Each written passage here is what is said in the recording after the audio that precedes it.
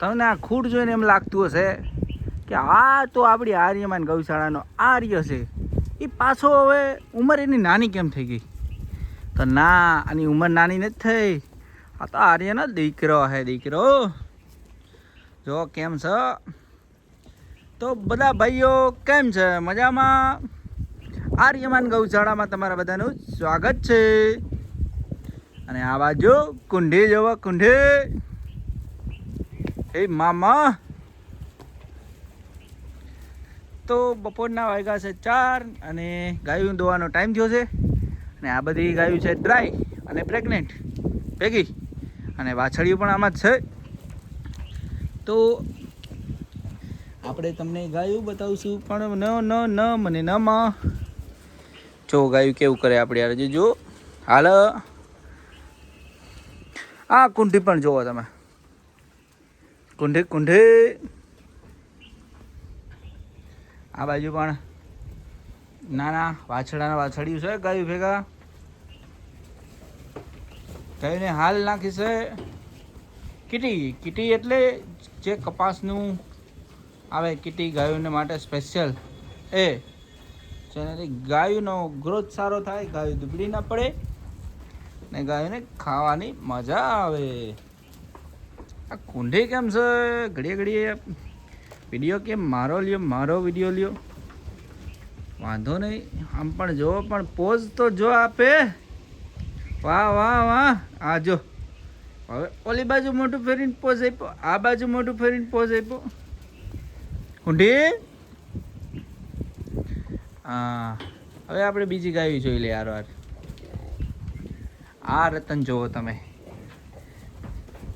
હે જીરે જીરે જીરે, ગાયું બેહું ના દુજાણા દેજે ને ફરતી ગોરી છાસ માતાજી.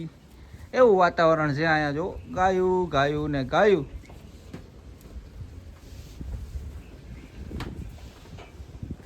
કેમ છે બધી ગાયું?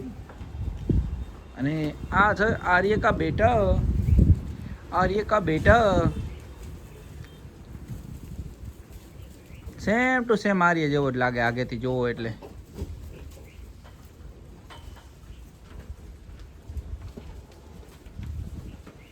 પછી આ બાજુ પણ આમાં ગાંડિયાની પણ અમુક દીકરીઓ છે, અમુક ગોપાલની પણ છે, અમુક ધુમણિયાની પણ છે. બધી તમને બધા ઉપર ચડી જાય એમ કરી આપણે અહીંથી. એ ભગવાન, એ બધી મહેનત કરવી પડે ગાયો માટે. શું કરું? જો ગાયું બધી ખાય છે શાંતિથી. છે ને મોજ બધાને.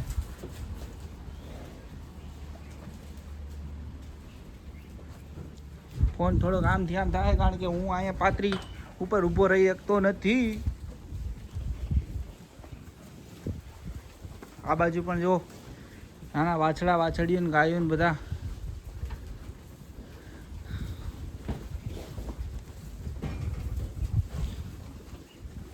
એ એક તો બહુ જોરદાર ગાય છે. જો કુંઢી.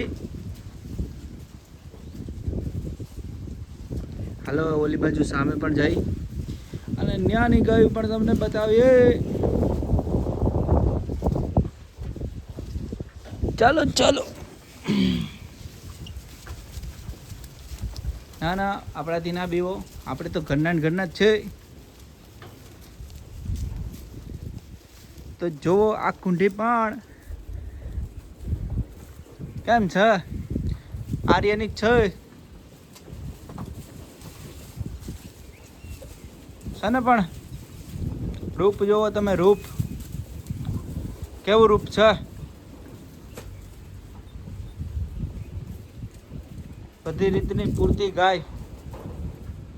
વાહ વાહ, જોરદાર.